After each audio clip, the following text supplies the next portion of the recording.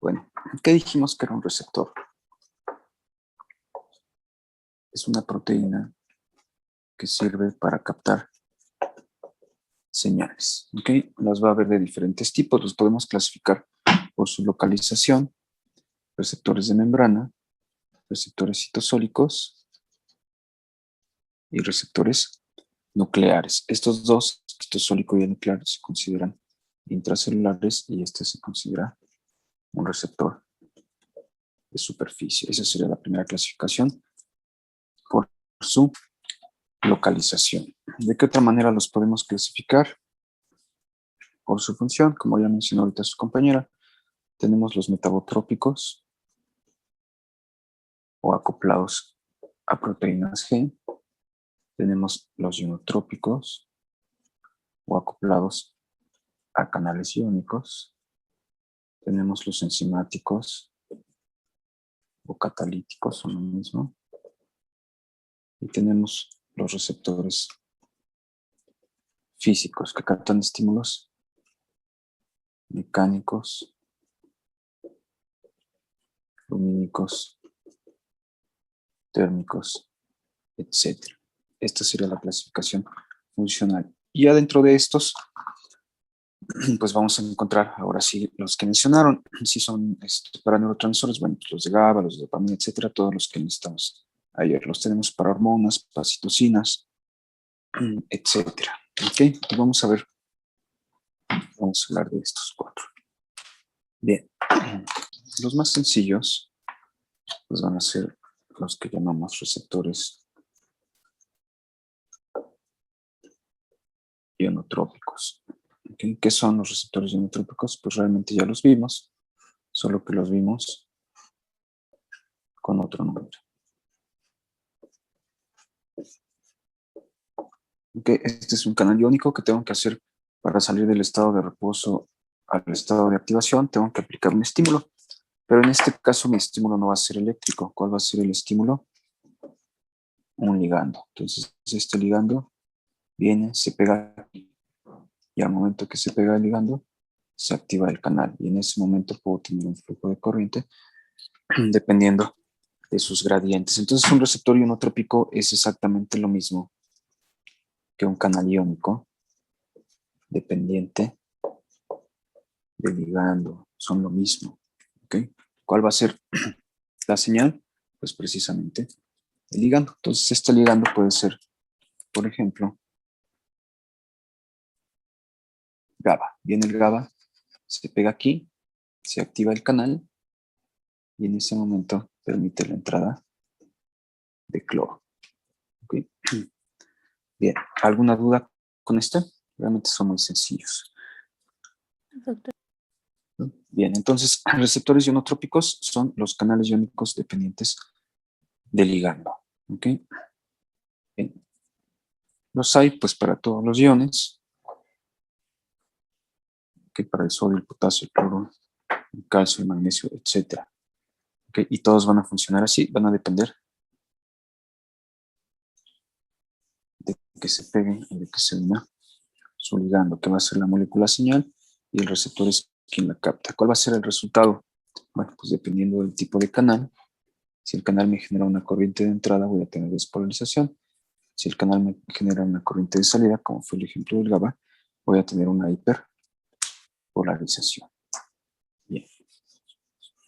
El segundo tipo que vamos a ver son los receptores enzimáticos. Siguiente.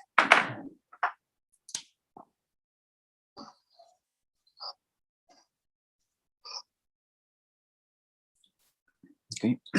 La primera característica de los receptores enzimáticos es que siempre van a tener dos subunidades, o sea, van a estar conformados por dos proteínas. Okay. Los enzimáticos también van a ser dependientes del ligando. Quiere decir que a estas proteínas se les va a venir a pegar el ligando. ¿Okay? Un ejemplo de receptor enzimático puede ser el de la hormona de crecimiento, de la insulina, de la prolactina, etcétera. Llega cualquiera de estas hormonas, se pega al receptor, a ambas proteínas, y lo que va a pasar después de eso es lo siguiente. Ambas unidades se van a unir, ¿ok? Y al momento de que se unen, van a llevar a cabo de la intracelular una reacción de tipo enzimático, ¿ok? Van a tomar un sustrato y lo van a convertir en un producto. La mayoría de estos receptores van a ser sinasas, la mayoría, no todos, pero por lo menos los que vamos a ver en el curso, sí lo son. ¿Ok? Entonces, características del receptor enzimático: está conformado por dos unidades proteicas, cada una de ellas tiene un sitio de unión a su ligando, por lo tanto son ligando dependientes. Una vez que ambas ocupan su sitio de unión o que ambas son unidas a su ligando, cambian su configuración, se unen entre sí y en ese momento llevan a cabo una reacción de tipo enzimático. Recuerden, la mayoría son sinasas, por lo tanto, lo que van a hacer normalmente va a ser fosforilar.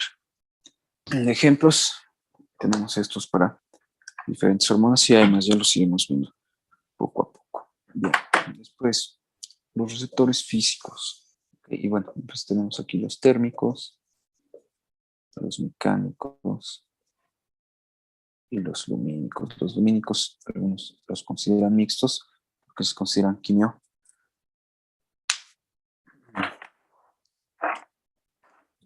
Bien, entonces, ¿qué va a pasar con estos receptores? Bueno, los receptores físicos a su vez también van a ser canales iónicos. ¿Ok? Y a diferencia de los que hemos visto, bueno, el estímulo no va a ser eléctrico y tampoco va a ser, como el que acabamos de ver, un ligando. ¿Cuál va a ser el estímulo? Bueno, pues puede ser aumento o disminución de la temperatura. Para los térmicos los tenemos para el frío y para el calor. En los mecánicos pues podemos tener presión, podemos tener roce. Y en los lumínicos, pues como su nombre lo indica, van a captar la cantidad de luz. Estos se van a ubicar en el pigmentario y la retina. Y bueno, y los térmicos y los mecánicos, pues los vamos a tener dispuestos en muchas partes de nuestro organismo, principalmente en la superficie, pero bueno, los hay en las articulaciones, y tenemos mecanorreceptores en el oído interno, etcétera. Vamos a ir viendo conforme vayamos avanzando en los sistemas, los sitios donde se ubican.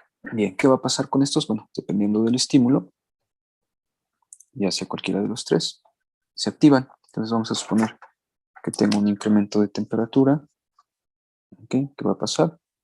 Paso del reposo al estado de activación y en ese momento genero una señal por una corriente iónica. ¿Cuál va a ser el efecto? Igual. Si la corriente que se genera es de entrada, se despolariza. Si la corriente que se genera es de salida, se va a hiperpolarizar. Lo mismo sucede con los mecánicos, etcétera. ¿Ok? Bien, estos también son muy sencillos y vamos a pasar a los metabotrópicos, que en eso sí nos vamos a entretener un poquito más. Bien, ¿alguna duda con estos tres primeros? No, doctor. No. Entonces vamos a hablar de los metabotrópicos, que son un poco más complejos y de mucha utilidad. Aquí está mi membrana. Vamos a ver tres componentes. Vamos a ver metabotrópicos. ¿Qué ven? Diferentes proteínas. Diferentes proteínas, ¿ok?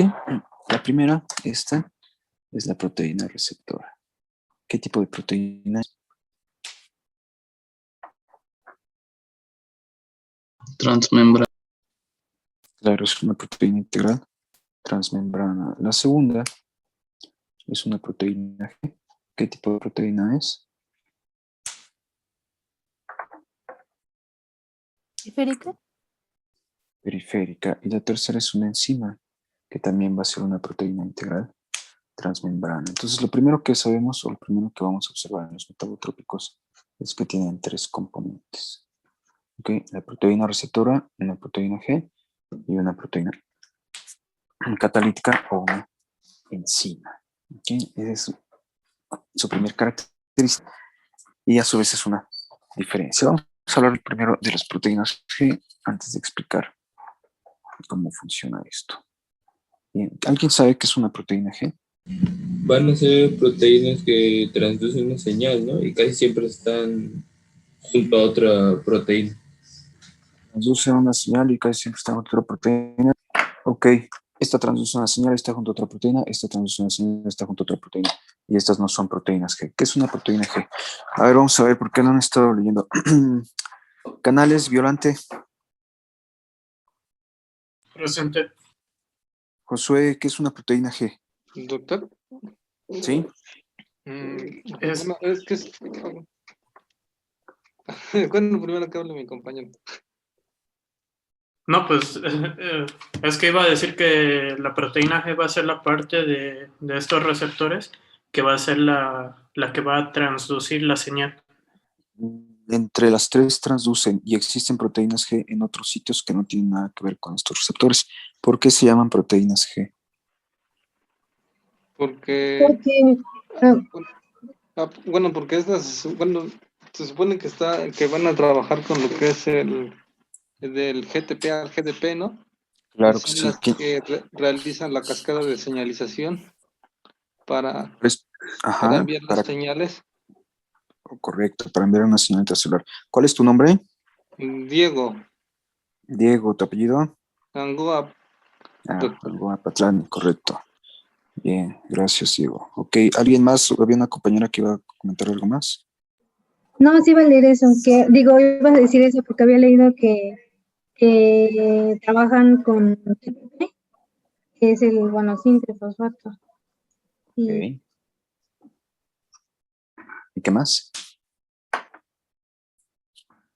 Yo leí que hay otros 3 tipos de proteína G, que va a ser la GS, GQ y GI. La GS Ok. va a activar a adenilato ciclasa, GQ a fosfolipasa C y la GI va a inhibir a la adenilato ciclasa.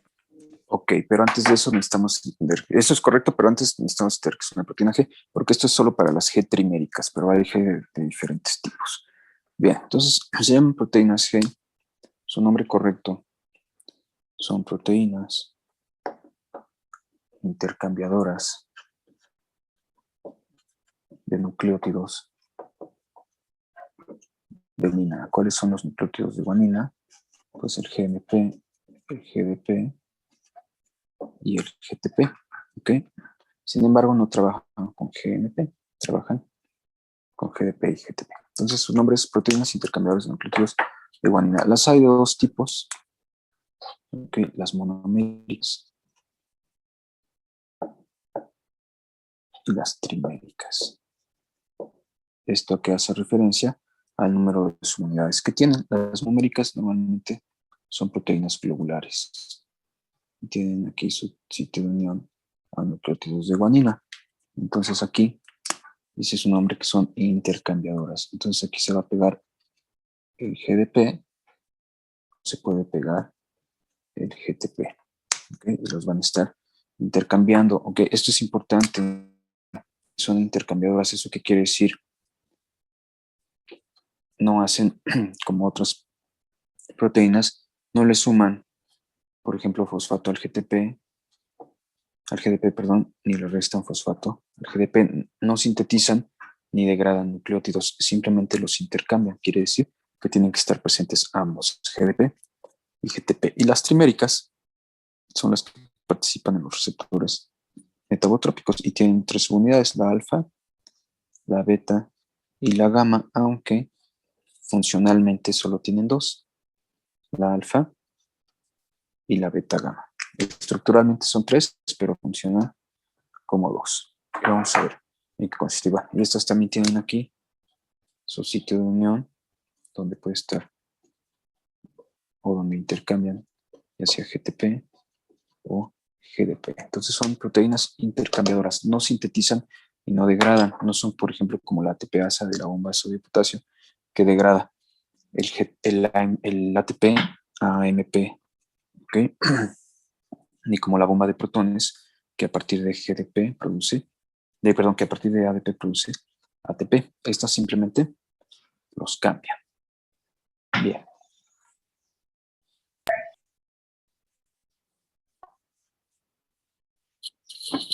Entonces vamos a regresar al esquema y vamos a ver cómo funciona. Ahí está. Entonces, la proteína receptora, que es esta, tiene la capacidad de ¿qué? De captar una señal. Igual que las otras proteínas receptoras que hemos estado mencionando, pues nos va a servir para captar una señal de tipo químico. Entonces, tengo aquí un ligando y esta va a tener aquí su sitio de unión al ligando. Entonces, los receptores metabotrópicos son receptores de tipo químico, son ligando dependientes. Entonces llega el ligando, se pega al receptor y este genera un cambio configuracional. Recuerden que son proteínas. ¿Qué es lo que va a provocar ese cambio configuracional? Va a provocar que la proteína G se desplace. Recuerden que tiene dos subunidades. Entonces se puede quedar aquí alfa y se desprende beta gamma. ¿Okay? Y beta gamma va a tener un efecto sobre la enzima. ¿Qué le va a pasar a esta enzima? Pues la puede activar o la puede inactivar. Si la activo, va a llevar a cabo su reacción catalítica. Y de un sustrato voy a obtener un producto. Y este producto le vamos a llamar segundo mensajero. ¿Por qué se llama segundo mensajero? Pues este va a ser el primer mensajero, el que da la señal. Y este segundo mensajero va a desencadenar una cascada de señalización intracelular. ¿Okay? Puede este segundo mensajero ir a abrir un canal iónico, ser un ligando intracelular de un canal iónico. Para que este se active, puede mandar señales de varios pasos para activar o inactivar factores de transcripción, o puede desencadenar la salida, por ejemplo, de calcio de los sistemas reticulares, etcétera. ¿Qué va a hacer el segundo mensajero? Realmente, para efectos de esta clase no nos interesa. Lo que necesitamos saber es que se produce por la interacción de estas tres. Si el efecto de la subunidad de la proteína G sobre la enzima es inactivarla, bueno, pues esta va a dejar de llevar a cabo su función, por lo tanto va a dejar de producir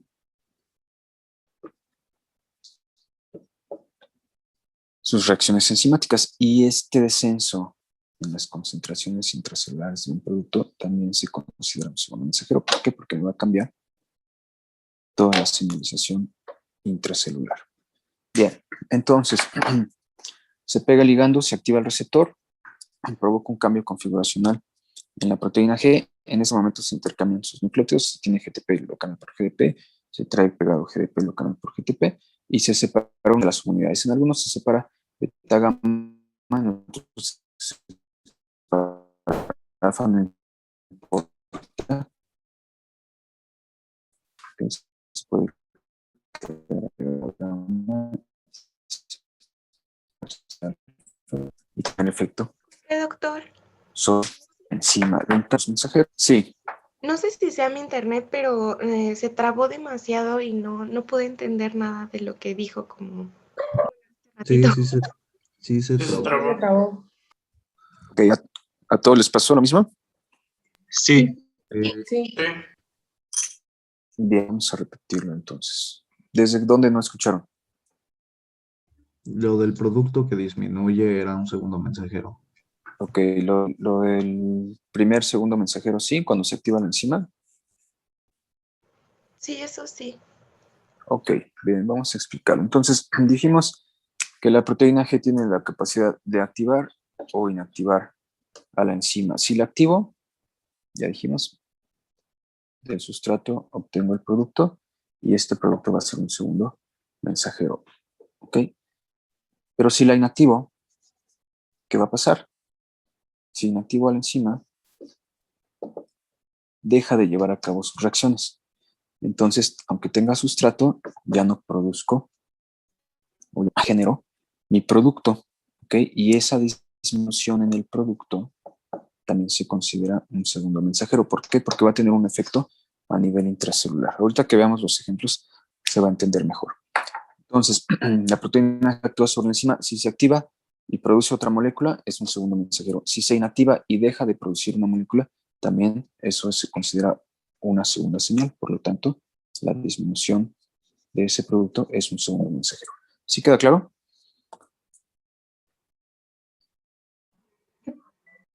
Sí, doctor. Bien, entonces ahora sí, vamos a ver ejemplos. Mencionaron que existían 3, hay muchas más de 3. ¿Ok? Vamos a tener las proteínas GS, GI, GQ, G0, G olfatoria, y hay muchas otras. ¿Ok? Estas son las más conocidas hasta ahorita, pero bueno, las hay MT, etcétera. Hay una clasificación ya más amplia. No todas, se conocen muchas, aunque no todas se expresan también en nuestros tejidos, otras son pertenecientes a otras especies, pero bueno, ya existe es una familia muy grande.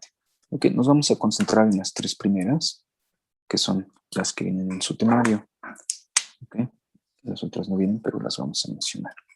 Bien, entonces, funciona todo de la misma manera. Vamos a ver.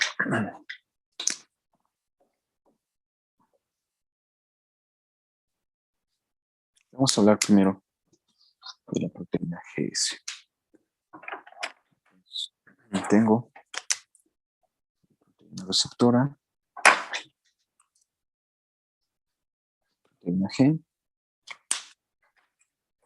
y de este lado voy a tener mi enzima. Para los receptores acoplados a la proteína GS, la enzima sobre la cual van a actuar se llama adenil ciclasa o adenilato ciclasa, es lo mismo. Ok, y ahorita vamos a ver para qué sirve. Bien, primero, se llaman GS. ¿Por qué? ¿Quién me dice?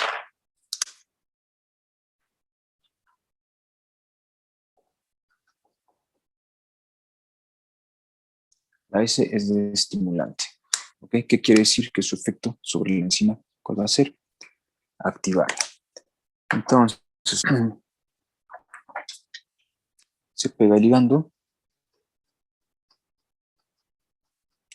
Un ejemplo de receptor GS son los receptores beta adrenérgicos.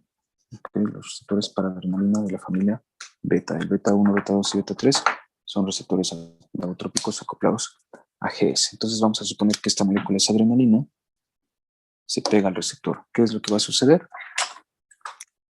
Se separan en subunidades de la proteína G y esta subunidad, ¿qué va a hacer? Como es S, va a activar o a estimular a la adenilciclasa. Y la adenilciclasa, su función normal es producir AMP cíclico, ¿ok? A partir del ATP. Entonces este es mi sustrato y este va a ser mi segundo mensajero, ¿ok?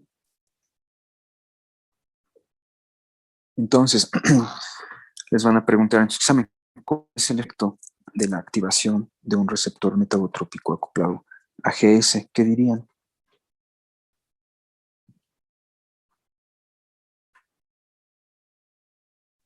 ¿Cómo dijo, doctor? ¿Cuál es el efecto de la activación de un receptor metabotrópico acoplado a GS?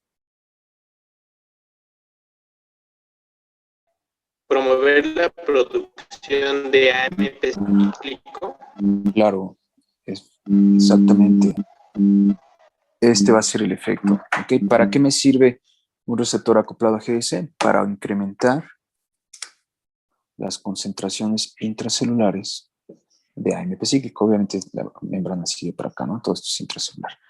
Entonces, ¿qué voy a hacer con este AMP cíclico? Pues ya, no lo sé. ¿Ok? Va a depender del tipo de célula, etcétera. Pero puede ir a abrir canales iónicos, puede activar una cascada de 7 pasos hasta llegar al núcleo, etcétera. Puede hacer muchas funciones. Sin embargo, lo que me interesa ahorita es que recuerden lo siguiente. ¿Sobre qué enzima actúan los GS? La adenilciclasa. Sobre la adenilciclasa. ¿Qué le hacen? Activan, La la estimulan. estimulan. Exactamente. Por lo tanto, el producto o la finalidad va a ser un incremento en las concentraciones intracelulares de AMP cíclico. Dicho de otra manera, ¿cuál es el segundo mensajero de GS? El AMP cíclico. ¿Sí está claro? Sí. Bien, ok, vamos a ver. Y recuerden, este es un ejemplo, ok, ya cuando hagan su tarea de la tabla de neurotransmisores, pues van a ver un par más, pero ejemplo de GS, cualquier beta adrenérgico. Bien, vamos a ver el siguiente. El siguiente ejemplo es la proteína GI. ¿Por qué creen que se llama I? Porque es inhibidora. Claro, porque es inhibidora. Entonces, de nuevo,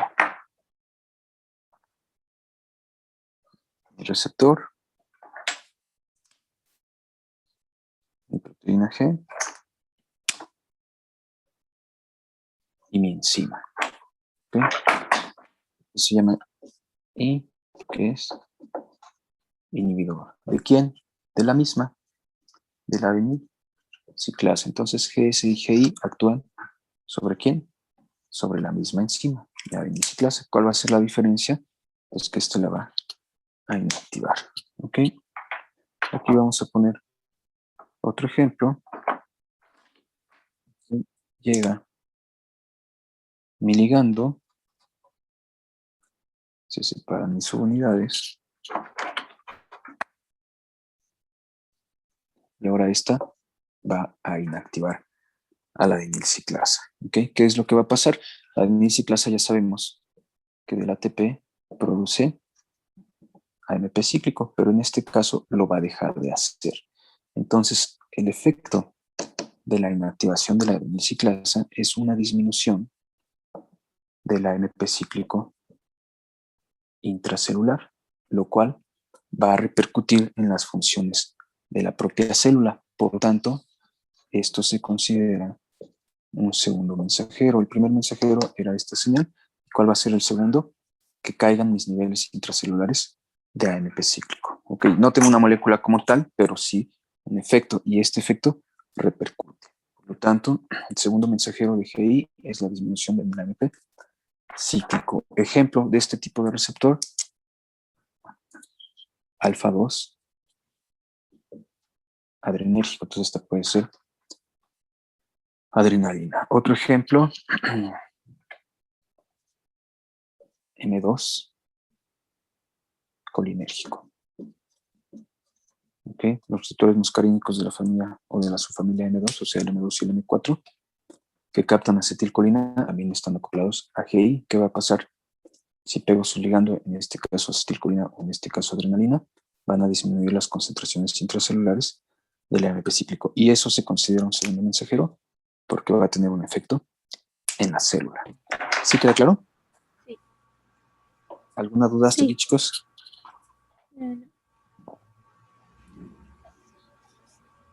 Bien. Entonces, recuerden, GI, inhibidor, GS, estimulante ¿de quién? De la adenilciclasa. Y el último ejemplo que tenemos es el de GQ.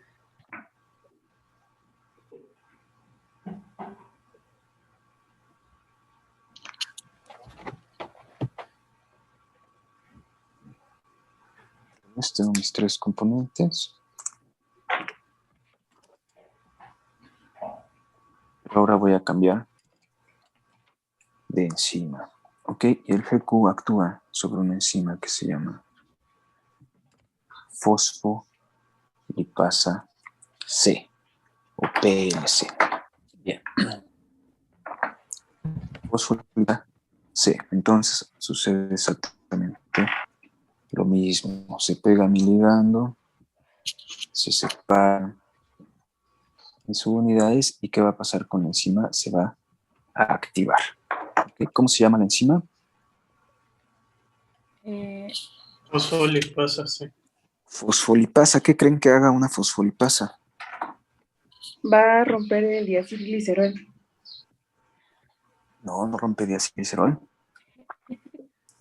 Si no, se llamaría diacilglicerolasa, ¿no? ¿Qué hace? Fosforila lípidos. No los fosforila, Los que Desfosforilan. los degrada. Ah, ¿Sale? ¿Qué lípidos? ¿Qué tipo de lípidos?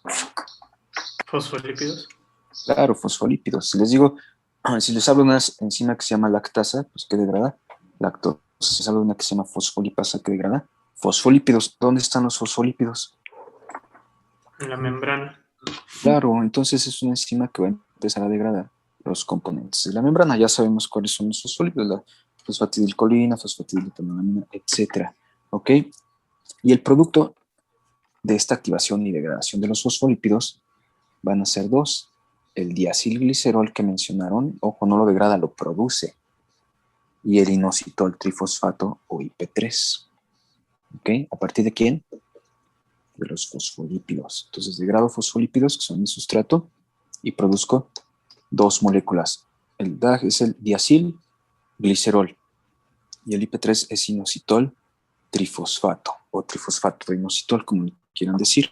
¿Ok? Estos dos van a ser ¿qué? Van a ser, salud, mis segundos mensajeros. ¿Ok? Entonces, esta interacción o este tipo de receptor acoplado a GQ me va a producir dos segundos mensajeros. ¿Ok? Y estos segundos mensajeros tienen la característica de que siempre se van a ir a pegar a la propia membrana, se van a ir a pegar a las membranas de los sistemas reticulares.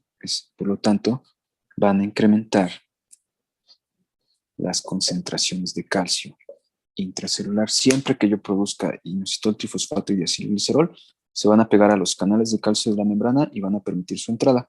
Y se van a pegar a los canales de calcio del sistema reticular y van a permitir su salida hacia el citosol. Por lo tanto, me van a incrementar el calcio. Y entonces, en este caso, el calcio va a ser mi tercer mensajero.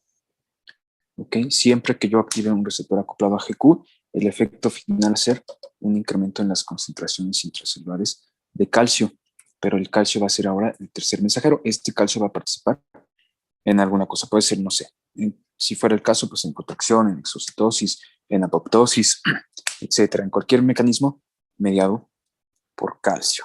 ¿Sí queda claro? sí. Bueno, doctor. Sí, adelante.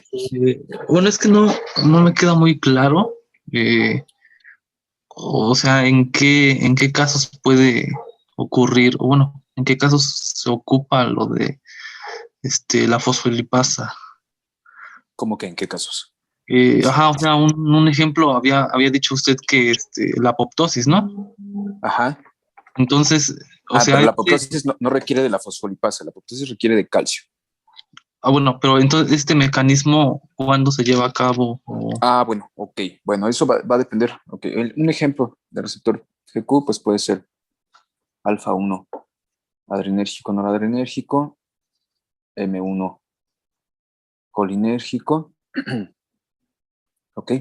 Cuando estos receptores son estimulados por alguno de estos neurotransmisores, van a llevar a cabo esto. Ok. Y van a producir diacilglicerol e inositol trifosfato. ¿Qué va a pasar con estos? Me van a incrementar el calcio. ¿Ok? En las neuronas normalmente no se genera se incrementan el calcio. ¿Para qué voy a utilizar este calcio? Pues, por ejemplo, ayer hablábamos de la liberación de neurotransmisor, que es un mecanismo dependiente totalmente de calcio. Entonces, si este botón sináptico recibe una señal aquí y tiene un receptor acoplado a GQ, automáticamente voy a liberar neurotransmisor. ¿Por qué? Porque voy a incrementar las concentraciones de calcio mediante la degradación de la membrana del propio botón. Este es un ejemplo en las neuronas, pero vamos a tener receptores acoplados a GQ pues en básicamente todos nuestros tejidos. Y recuerden que la apoptosis pues, es una muerte programada. Entonces, hay señales mediadas por citocinas donde se pueden activar este tipo de receptores y el incremento de calcio le dice a la célula ya es tiempo de la muerte programada y ahí se echa a andar ese mecanismo. ¿Sí queda más claro? Sí, gracias, doc. Ok, bien. Pero para los efectos neuronales, pues estos son ejemplos y en la neurona no vamos a hacer apoptosis. Ok, vamos a utilizar este calcio para alguna otra cosa. ¿Sale? Son muchos mecanismos dependientes de calcio. Recuerden, ayer lo mencionábamos, el calcio no debe de estar libre en el citoplasma, porque echa a andar precisamente muchos mecanismos. ¿Okay? Entonces, siempre que tengamos calcio se tiene que quelar. Ayer hablábamos de la quelación a través de la calmodulina, pero existe una familia muy amplia de proteínas queladoras o captoras de calcio o secuestradoras de calcio. Entonces, los receptores GQ producen 2 segundos mensajeros que siempre van a incrementar el calcio, y el calcio ya lo puedo ocupar dependiendo del tipo de célula. Muchas funciones que son dependientes de calcio. ¿Sí queda más claro? Sí, doctor. Bien, ok.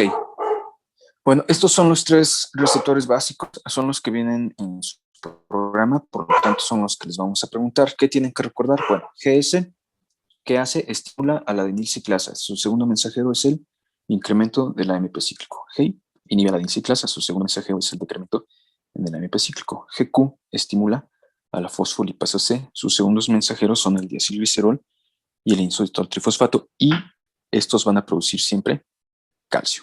También pueden participar en otras señalizaciones que vayan hacia el núcleo, etcétera, pero siempre me van a producir un incremento en calcio. Entonces recuerden eso, la enzima sobre la que actúan, el efecto que tienen, que es estimulante para GQ y GS, inhibitorio para GI, y los segundos mensajeros que use cada uno. Y tenemos otras, ¿ok? La G0, se le llama G0,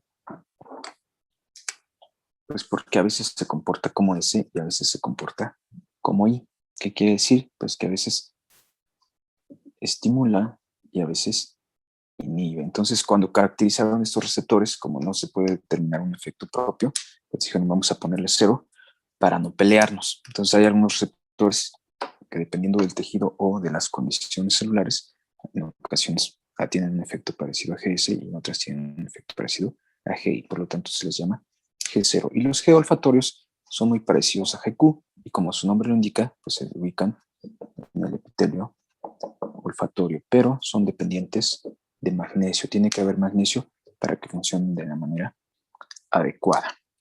¿Okay? Son, digamos, las variantes, y como les mencionaba, pues existen muchos otros, pero todavía no están bien caracterizados. Entonces nos vamos a quedar con estos 3. ¿Okay? El GS, el GI y el GQ. Ya les di algunos ejemplos. ¿Okay? Cuando hagan su tarea de los neurotransmisores, pues van a encontrar otros tantos. Y pues hay que saber bien esa clasificación por neurotransmisor para que sepamos, cuando se pega un neurotransmisor a cada uno de sus receptores, cuáles son los posibles ejemplos, cuáles son los posibles efectos que va a generar.